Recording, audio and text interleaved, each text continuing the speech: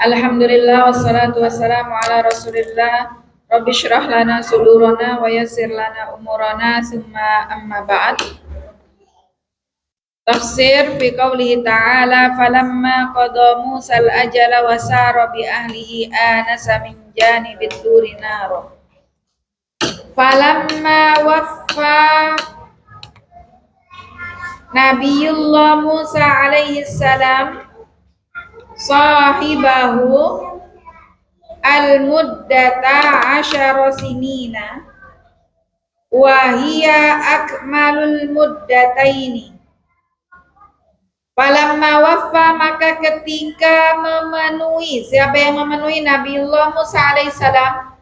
Ketika Nabi Musa alaihissalam memenuhi sahibahu, rekannya. Siapa rekannya?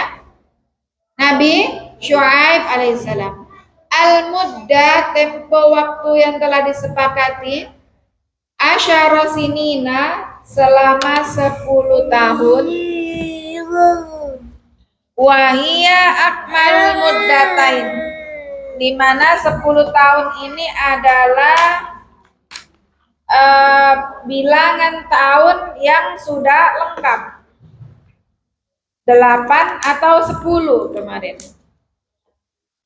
Wasara bi ahlihi ila Misra, dan beliau safar, memperjalankan bersama dengan keluarganya ila Misra, ke Mesir. Absara, beliau melihat min janibit turi nara, dari sisi bukit Tursina ada api yang menyala. Nara, api. Qala Musa li ahlihi, qala berkata Musa, Nabi Musa li ahlihi, kepada keluarganya,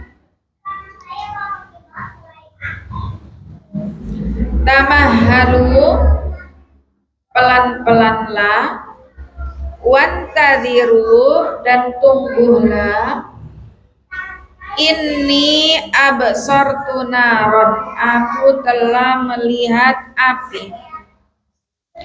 La'alli atikum, bisa jadi aku akan membawa kepada kalian minha, dari api yang menyala di bukit tersebut tadi, binabain, sebuah kabar, au atikum, atau aku membawakan kepada kalian, bisya'latin minan nar, yakni sepercik api, la'allakum, agar kalian tastadfi'una biha, bisa menghangatkan diri dari api tersebut. Saya ulang bacanya. Falamma waffa Nabiullah Musa alaihi salam sahibahu al-muddata asyara sinina wa hiya akmalul muddataini wasara bi ahlihi ila Misra. Absara min janibit turi nara, qala Musa li ahlihi tamahhalu wantadhiru inni absartu nara la'alli atikum minha binaba au atikum bisya'latin minan nari la'allakum tastadfi'una biha. Maka ketika Nabi Musa alaihissalam sudah memenuhi janjinya untuk menyelesaikan maharnya, yakni menjadi ajir, ya, untuk memelihara atau menggembala ternak-ternaknya Nabi Syuaib sebagai mahar selama 8 atau 10 tahun. Nabi Musa memiliki sifat wafa, beliau memenuhi janjinya, yakni beliau tunaikan sampai 10 tahun. Setelah itu Nabi Musa alaihissalam mengajak istrinya, mengajak keluarganya pergi ke Mesir. Nah, ketika perjalanan menuju Mesir, sampailah pada Bukit Tursina. Beliau melihat api min janibit tur. Maka kemudian Nabi Musa berkata kepada keluarganya, tamahhalu wantadiru, tunggu pelan-pelan saja dulu jalannya. Aku melihat api. Bisa jadi api ini nanti saya akan menuju ke sumber api untuk kemudian membawa suatu kabar kepada kalian, atau akan saya bawakan seperti apinya untuk kemudian bisa digunakan untuk menyalakan kayu untuk kita menghangatkan diri. La'allakum tasqalun. Falamma ataha nudiya min syati'il wadil ayman fil buq'atil mubarakah. Falamma, ini untuk tafsir ayat 30 dan 31 sampai dengan wa an alqi asaq ila innaka minal aminin. Falamma ata Musa an-naro, falamma ketika ata Musa an-naro, Nabi Musa mendatangi api, nadahullah, Allah Ta'ala menyerunya, min janibil wadil ayman, dari sisi wadi Aiman.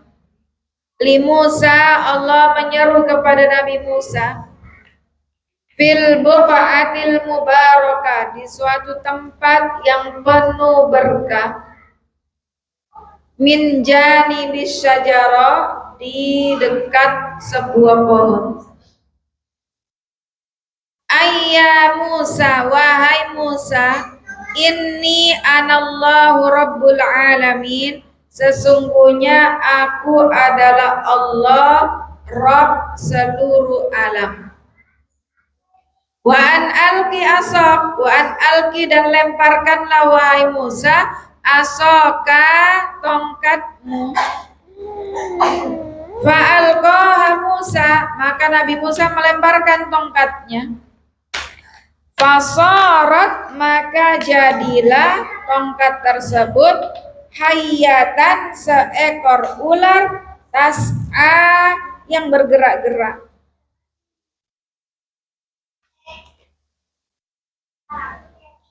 Falamma ra'aha Musa, maka ketika Nabi Musa melihat tongkat yang berubah jadi ular tersebut, tatoribu, Nabi Musa merasa takut. Ka'annaha jannun minal hayati, seakan-akan tongkat tersebut, ular tersebut, jin dari kalangan ular. Wallaha riban minha, Nabi Musa berpaling lari dari tongkatnya yang telah berubah jadi ular. Walam yaltafit minal khaufi, dan beliau tidak menoleh akan ketakutannya. Fanadahu rabbuhu, maka Allah memanggilnya, menyerunya, ya Musa akbil, wahai Musa, akbil ilayya, balik sini. Wala takhaf, jangan takut, innaka, sesungguhnya engkau wahai Musa, minal aminin, termasuk orang-orang yang aman, min kulli makruhin, dari hal-hal yang membahayakan.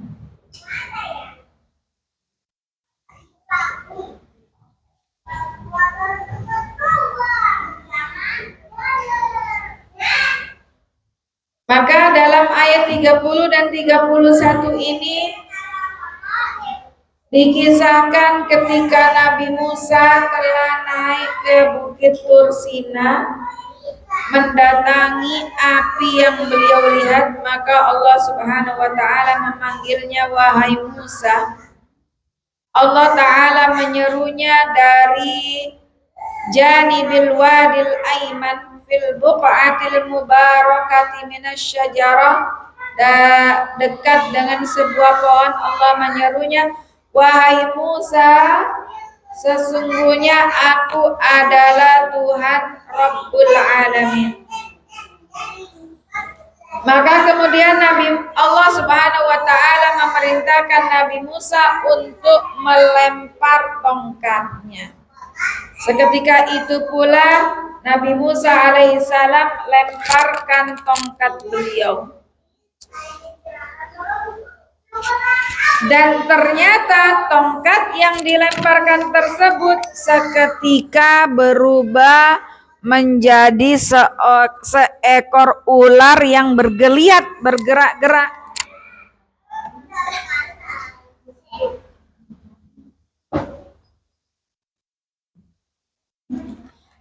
Entah habisnya.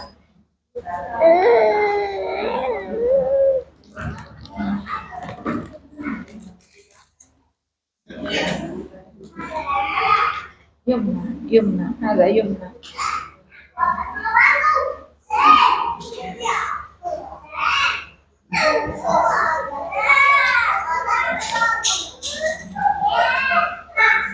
Maka ketika Nabi Musa alaihissalam melihat tongkat yang berubah jadi ular, beliau merasakan ketakutan dan kemudian mengira apakah ini jin dari kalangan ular, sehingga beliau pun lari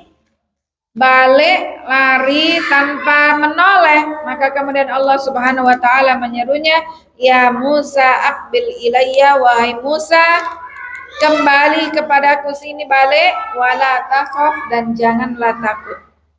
Allah Subhanahu wa taala menjamin Nabi Musa, "Innaka minal aminin." Jangan takut, kamu dalam keadaan aman, termasuk orang-orang yang aman dari hal-hal yang membahayakan. Usluk yadaka fi jaybika takhruj bayda'a min ghairi su. Adkhil yadaka fi fathati qamisikal maftuhata ila sadri. Adkhil, ayat 32.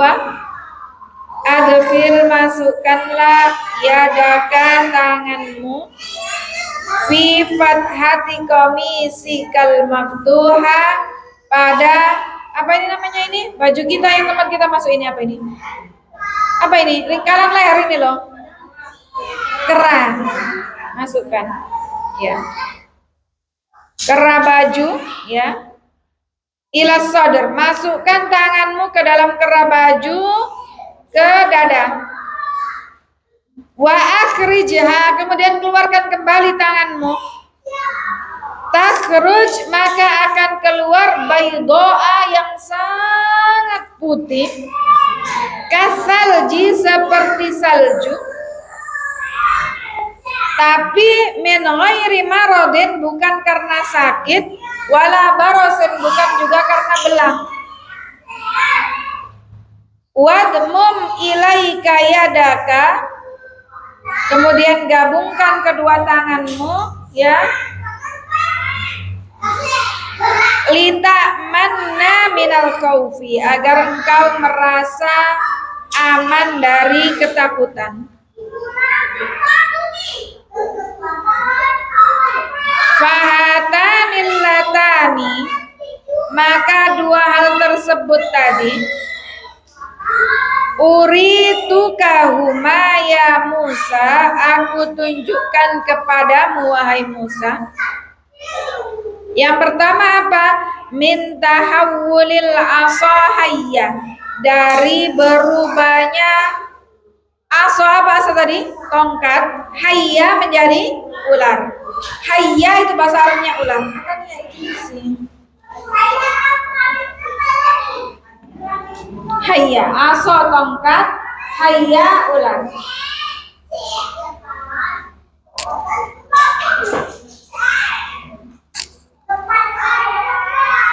Wajah aliyadaka, dan yang kedua menjadikan tanganmu baydoa, berwarna putih, talma'u, yang bersinar, bercahaya, min ghairi maradin, bukan karena penyakit, wala barosin, bukan juga karena belang. ayatani min rabbika, kedua hal tersebut adalah tanda-tanda dari Tuhanmu, ila fir'auna, yang ditunjukkan kepada Fir'aun, wa asyrafi qaumihi, dan para punggawa, para pejabat dan antek-antek Fir'aun. Inna fir'auna, sesungguhnya Fir'aun, wa mala'ahu, dan pengikutnya, kanu kauman kafirin, mereka adalah kaum yang kafir. Saya ulangi bacanya, harokatnya. Adkhil yadaka fi fathati qamisikal maftuha ila sadri wa akhrijha takhruj bayda'a kathalji min ghairi maradin wala barasin wadmum ilaika yadaka lita'mana minal khawfi fahatanil latani urituka huma ya Musa min tahawulil asa hayyatan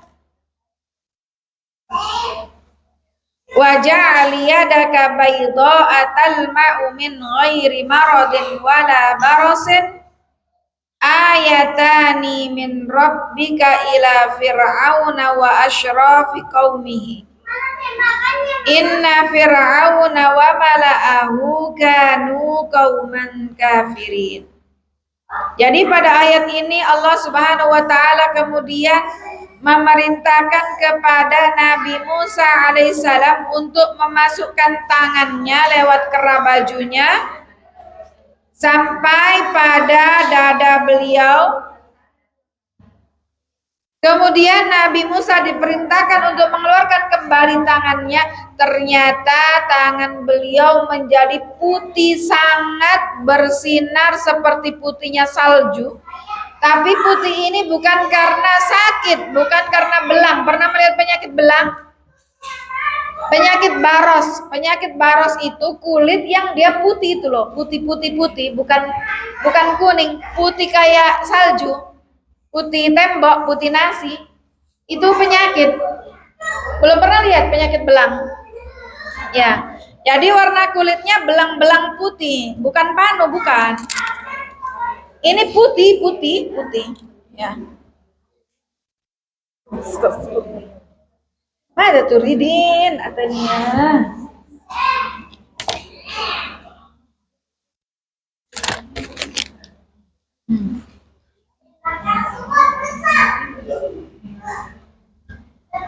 Jadi tangan beliau setelah dikeluarkan dari bajunya maka menjadi putih, sangat bersinar, tapi bukan penyakit belang, bukan penyakit baros. Kayak ada orang pernah kesiram air panas. Nah setelah kering dia jadi putih kan? Ya itu yang kayak begitu. Atau kena minyak panas, setelahnya kan jadi putih. Nah kayak gitu penyakit baros. Yang mana Allah Subhanahu wa taala kemudian memerintahkan Nabi Musa untuk menghimpun tangannya sehingga beliau merasa aman, merasa tenang, merasa nyaman sehingga hilang ketakutannya. Maka Allah Subhanahu wa taala menunjukkan kedua hal ini, yang mana ini menjadi mukjizat dari Nabi Musa. Mukjizat yang pertama tadi apa? Tongkatnya bisa berubah menjadi ular yang hidup. Yang kedua, tangannya putih, bersih, bersinar ya. Ini adalah keduanya adalah mukjizat Nabi Musa yang Allah taala tunjukkan sebagai ayat-ayat Allah, tanda-tanda kekuasaan Allah yang Allah tunjukkan kepada Fir'aun dan juga para punggawa dan kaumnya. Maka sesungguhnya ayat ini ditutup dengan innahum kanu qauman fasikin. Bahwasannya mereka Fir'aun dan kaumnya adalah orang-orang fasik, adalah kaum yang kafir kepada Allah Subhanahu wa taala.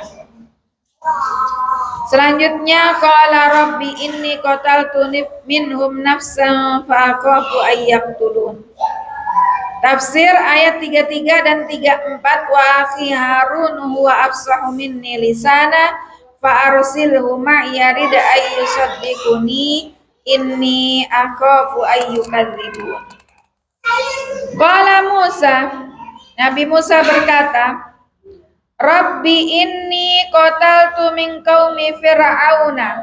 Rabbi, duhai Tuhanku, inni sesungguhnya aku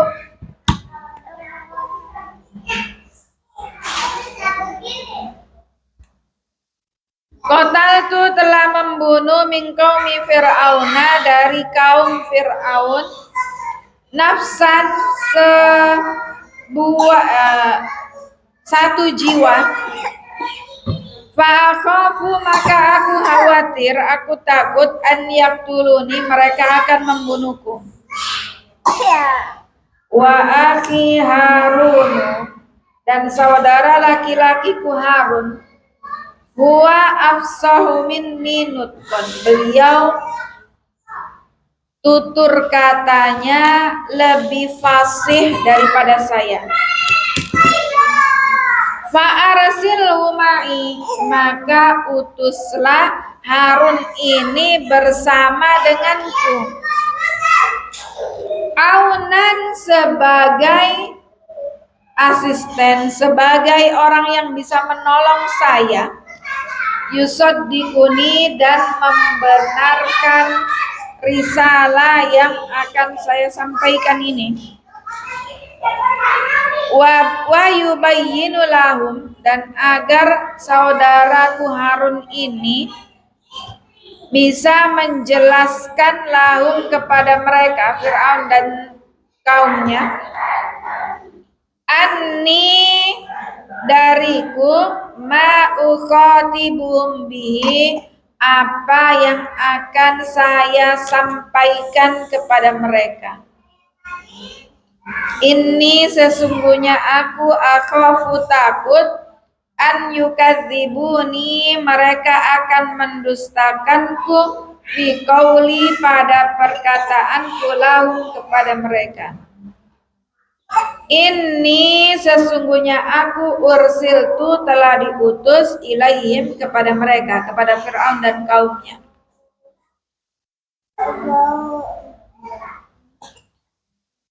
Dalam ayat ini Allah Subhanahu wa taala berfirman, qala Musa, Nabi Musa berkata, wahai Tuhanku, sesungguhnya aku telah membunuh satu jiwa dari kaumnya Fir'aun. Maka aku takut jangan sampai mereka akan membalas dendam kemudian membunuhku.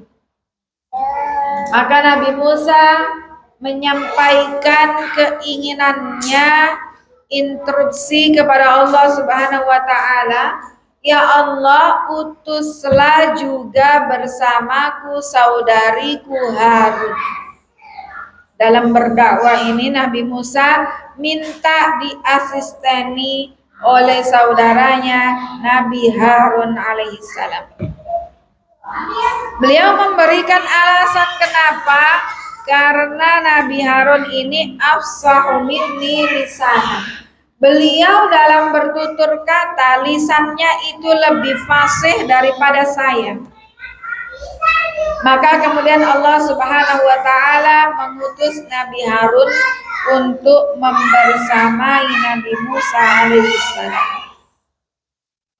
Sehingga ketika Nabi Musa berdakwah menyeru kaumnya dan Fir'aun untuk beribadah hanya kepada Allah, Nabi Harun bisa membantu untuk menjelaskan dengan bahasa atau tutur kata yang lebih mengena di benak, di pemikiran mereka semua. Karena yang dikhawatirkan oleh Nabi Musa alaihissalam, jangan sampai mereka tidak memahami bahasaku, tidak memahami retorikanya Nabi Musa dalam berbicara, sehingga kemudian mereka akan mendustakan dakwah risalah yang disampaikan oleh Nabi Musa alaihissalam, dan bahwasannya Nabi Musa diutus oleh Allah Subhanahu wa taala kepada Firaun dan juga kaumnya. Pada ayat terakhir pada halaman ini Allah taala berfirman, qala sanashuddu 'adudaka bi akhika.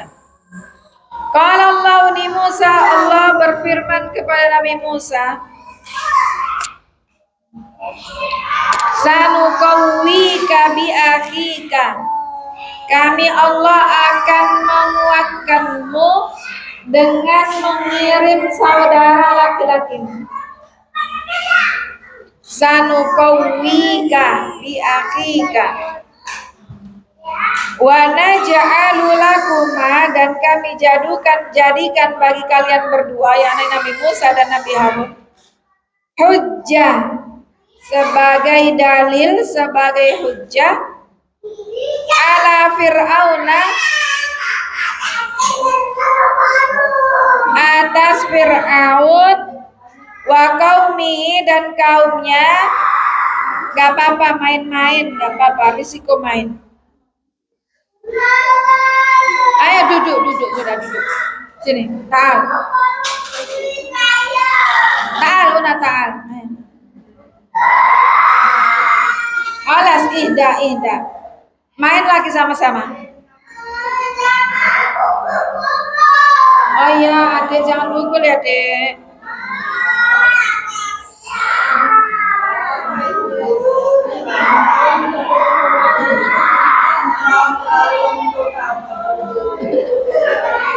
Alas, labak satahuran insyaallah. Oh, ta'aluna mama peluk, ta'aluna ta'al. Ta'al. Ya alas ijris menakan.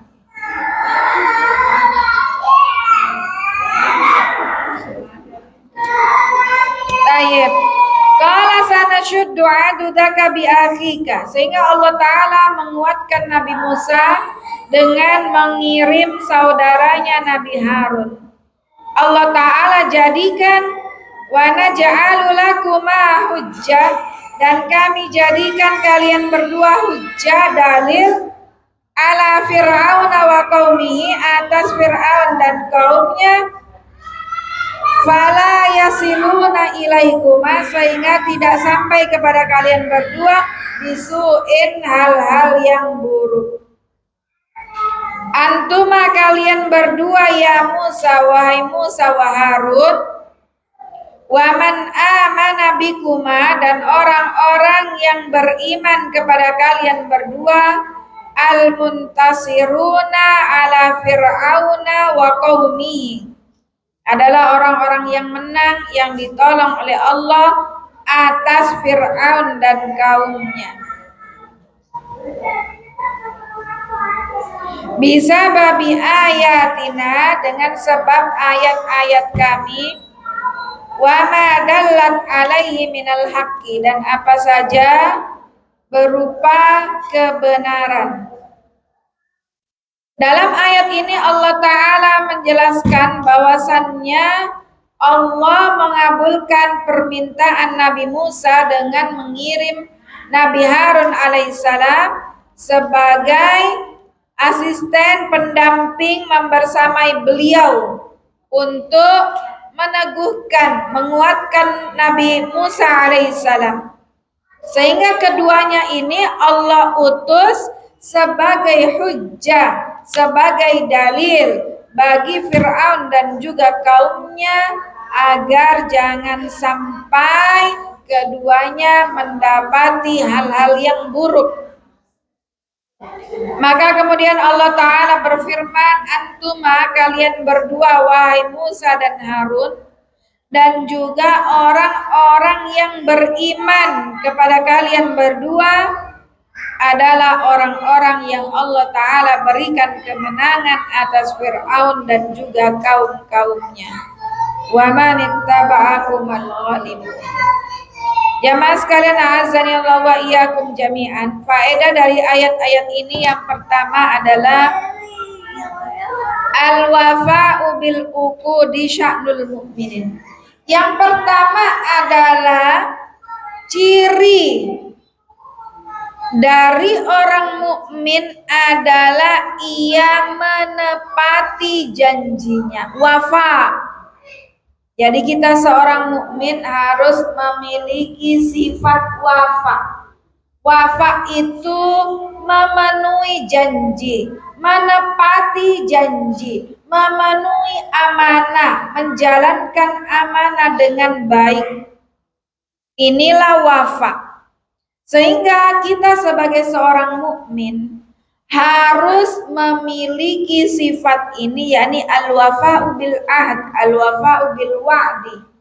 Memenuhi setiap janji, setiap syarat yang sudah kita sepakati, setiap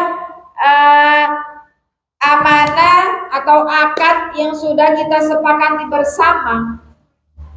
Jadi kalau kita sudah sepakat kajian kita adalah hari Kamis, setiap hari Kamis jam 9, maka kita harus wafa. Kita datang hari Kamis pada jam 9.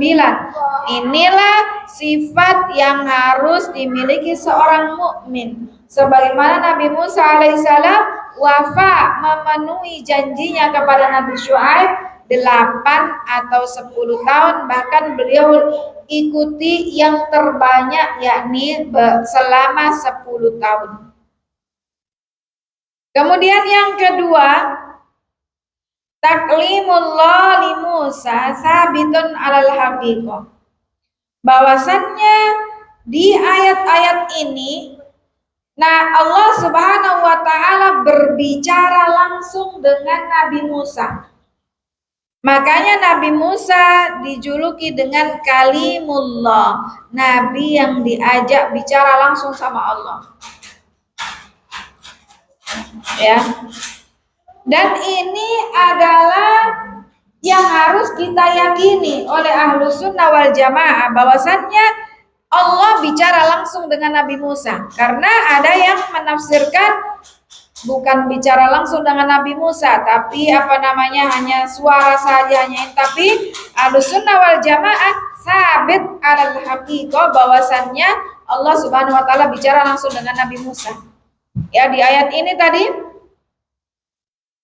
Allah Subhanahu wa taala menyeru Nabi Musa, falamma atahanu dia min wadil aimani fil buqatil mubarakah. Kemudian Allah berbicara dengan Nabi Musa, wa an alqi asak, dan seterusnya, usuluk yadaka fi jaybika takhruj bayda. Nah, kalimullah yang diajak berbicara langsung oleh Allah Subhanahu wa taala. Nabi yang diajak bicara langsung oleh Allah Subhanahu wa taala, kalimullah. Sehingga di sini harus kita yakini bahwasannya Allah bicara langsung dengan Nabi Musa. Hada sabitun alal haqiqah. Yang ketiga, hajatud da'i ilallah ila man yu'aziruhu. Seorang dai, seorang pendakwa yang menyeru kepada Allah, menyeru kepada agama Allah, ini juga membutuhkan pada orang-orang di sekitarnya atau orang-orang yang mendukung, yang membantu dalam dakwanya. Sebagaimana Nabi Musa alaihissalam, beliau butuh ya bantuan dari Allah pasti, tapi orang berupa manusia, orang di sekitarnya ini penting dalam mendukung kesuksesan dakwanya. Maka dari itu kecerdasan sosial harus kita miliki. Kalau kita saya bisa sendiri, tidak bisa. Kita makhluk sosial, harus ada orang-orang, komunitas di sekitar kita. Membutuhkan kepada orang yang mensupport dan mendukung dakwanya. Sehingga ini bisa mendukung untuk keberhasilan dan kesuksesan dalam berdakwah. Ya, jadi kita nggak bisa kerja sendirian. Kita butuh ta'awun 'alal birri wat taqwa, orang-orang yang support, yang mendukung dakwah-dakwah kita baik berupa pikiran, tenaga, materi maupun non-materi. Dan faedah yang terakhir, ahamiyatul fasahah lid-du'a. Pentingnya memiliki lisan yang fasih ya bagi seorang dai, bagi seorang public speaking, bagi seorang penceramah, bagi seorang guru, bagi seorang coach. Ini penting untuk dia memiliki fasahah. Apa itu fasahah? Kalau sekarang ya kemampuan untuk public speaking. Ya. Fasahah itu ketika berbicara mencocoki, masuk kepada orang yang diajak bicara. Ya. Misalnya sekarang kan banyak istilah-istilah atau bahasa-bahasa yang digunakan. Kalau orang kelahiran 80-an, dia dinamakan Gen milenial. Ya, kalau mereka mengatakan nggak berani atau ini mereka mengatakan nggak pede, ya kan? Gen milenial. Nanti kalau Gen Z dan Gen Alpha bukan lagi nggak pede, tapi bahasanya apa? Insecure, ya kan? Nah, ini pentingnya dalam berdakwah kita memiliki fasahah. Kalau Gen Z atau Gen Alpha bilang spill dong, tante aja jilbabnya bagus, beli di mana, berapa harganya, spill, brandnya apa, ya. Tapi kalau Gen milenial bukan spill, kasih bocoran dong apa, brandnya apa, beli di mana, harganya berapa. Nah, inilah fasahah. Ketika kita berdakwah, ketika kita di depan sebagai seorang guru, sebagai seorang dai, sebagai seorang dosen, sebagai seorang public speaker, kita harus menguasai juga bahasa-bahasa audiens kita. Audiens kita ini umur berapa kira-kira? Oh, ini umat 80-an atau 70-an. Oh, ini Gen Z, ya. 90-an milenial ya. Ini 2000-an dan ke bawah, ini Gen Z dan Alpha. Sehingga kita kalau bicara apa sih gaslighting? Ya, macam-macam apalagi. Istilahnya kan banyak, istilahnya sudah berbeda. Intinya sama, beda istilah aja. Ya. Aku ke-trigger nih karena bergaul dengan Ummu Adibah, ke-trigger jadi soleha. Apa itu ke-trigger?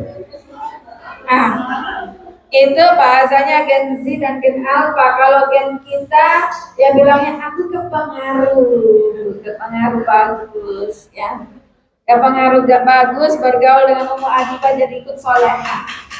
Ya, itulah fasahah. Sehingga kita sebagai guru juga kita harus masuk ke anak didik kita. Kita sebagai seorang dai, ustaz, kita masuk pada jamaah kita ini bagaimana, kalangan usia berapa, kemudian kalangan apa. Nah, itu kita harus bisa sehingga ketika menyampaikan itu gampang untuk diterima, gampang untuk dipahami dan juga masuk gitu. Ya. Sehingga kita harus update itu upgrade, belajar terus. Kita belajar terus. Sehingga kita kalau anak kita pulang ngomong, mama, aduh aku ke-trigger nih gitu. Apa itu ke-trigger gitu ya. Nah, anaknya Gen Z dan Gen Alpha apa itu? Jadi kita nggak kudet-kudet amat lah ya. Oke, barakallahu fikum jami'an. Jadi ini faedah-faedah dari ayat ini, kisah Nabi Musa alaihissalam. Jazakumullahu khairan katsira.